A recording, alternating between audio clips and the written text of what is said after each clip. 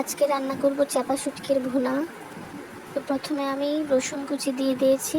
রসুন কুচির সাথে 2টা শুটকি দিয়েছি। শুটকিগুলো অনেক বড় বড় এবং খুবই ফ্রেশ এবং সুন্দর ছিল। যাই হোক, দুটো ভালো করে মিশিয়ে নেব তেলের সাথে।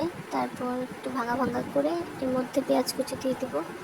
পেঁয়াজ কুচি দিয়ে ভালো করে নেড়ে চেড়ে তার মধ্যে দিয়ে দিব হলুদ গুঁড়ো, শুকনো মরিচ। আপনারা চাইলে বাটা মরিচ দিতে পারেন। শুকনো মরিচটা ভিজিয়ে রেখে তারপর ব্লেন্ডারে ব্লেন্ড করে নিতে পারেন, সেটা দিলে ভালো একটা ফ্লেভার আসে। তো আমার কাছে অত সময় ছিল না, আমি গুঁড়া মরিচ দিয়েছি। গুঁড়া মরিচ দিয়ে একটু ঝাল ঝাল করার জন্য মরিচ বাটি দিয়েছি। তারপর এটা ভালো করে পানি দিয়ে, আমি একটু বেশি পানি দিয়েছি কারণ আমি একদম পেঁয়াজগুলো গলিয়ে ফেলবো, একদম মাখা মাখা করে ফেলবো। অনেকে দেখা যাচ্ছে পানি অল্প দেয় এবং পেঁয়াজটা একটু শক্ত শক্ত রাখে, আমার কাছে ওইভাবে আসলে ভালো লাগে না। তারপর আমি পানি দিয়ে ভালো করে এটা মিশিয়ে নিচ্ছি। তো দেখছেন অনেকখানি গলে গলে এসেছে পেঁয়াজটা। তো এভাবে ভালো করে নেড়ে চেড়ে দিতে হবে, নয়তো নিচটা ভালো করে নিচটা আবার লেগে যাবে, পোড়া লেগে যাবে। এই পর্যায়ে আমি লবণ দিয়ে দিলাম। লবণ একটু কম মনে হয়েছিল। দেখি কেমন লোভনীয় লাগছে না? মনে হচ্ছে এক্ষুনি এক প্লেট ভাত নিয়ে বসে পড়ি।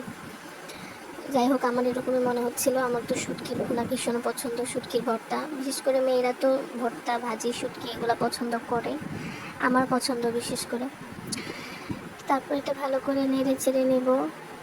নেড়ে চেড়ে নিচে ভালো করে নাড়তে হবে, না নাড়লে নিচে লেগে যাবে। তো এই পর্যায়ে আমি লেবু পাতা দিচ্ছি। আপনারা কি লেবু পাতা দিয়ে খেয়েছেন? কেউ ট্রাই করবেন। লেবু পাতার ঘ্রাণ, আহ, এত সুন্দর একটা ঘ্রাণ, আমি যেন এখনই ঘ্রাণ পাচ্ছি।